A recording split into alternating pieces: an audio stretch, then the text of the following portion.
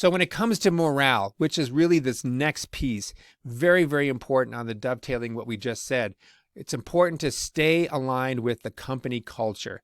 If you're the team leader, keep disseminating information. Keep talking about what other departments are doing. What's the latest and greatest? We need to be connected. People not only want to connect to each other, but they want to connect to something bigger than themselves. So what sort of good stories are being told that you could share with other people about the good that your company or team is doing for this crisis or for your customers? So stay connected to the company culture. Take time for those water cooler chats. We talked about that before. Make sure that you have that social time. You may have to get on the phone or do a Zoom call. Use video, even if it's uncomfortable. I know a lot of you out there are going to want to just be on a phone call, but really the best case scenario is when you could see the whites of each other's eyes. People, again, are going to be more engaged when they see you than when if they hear you. So video is king now.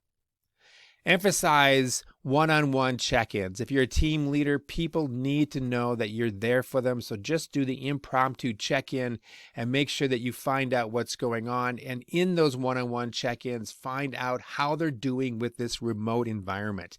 Get feedback. How is it going? Do you have the technology? Do you have the training?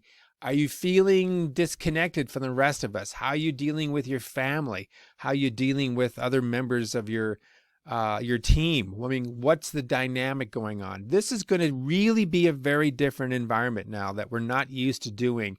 And so it's a huge game changer. So I really would encourage everybody to double down on getting feedback and providing yourself in a very kind of conversational way.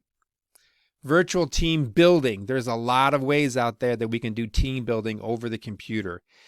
We don't have to do rope courses, and we don't have to do trust falls. We can actually do team building activities using our computers. And there's a lot of things out there, and I think there's going to be an explosion of new things coming online here in the next few weeks, as that's going to become much more important to keep people's morale high.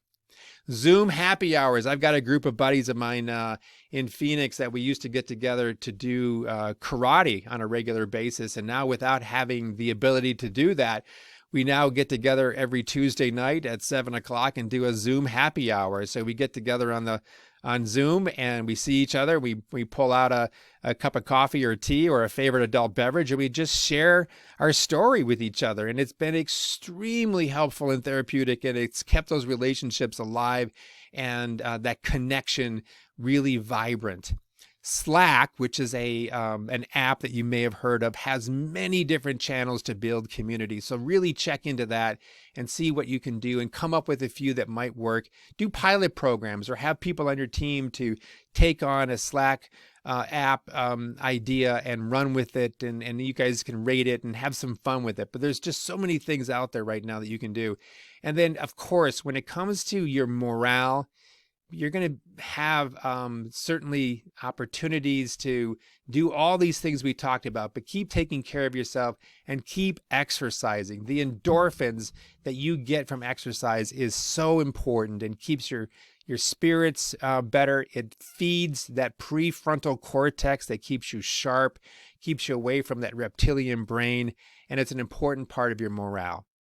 So now we've covered two important things. One, staying focused on the things that are going to help you make good decisions and getting clarity around that. And number two, this whole thing around setting up virtual teams and meetings.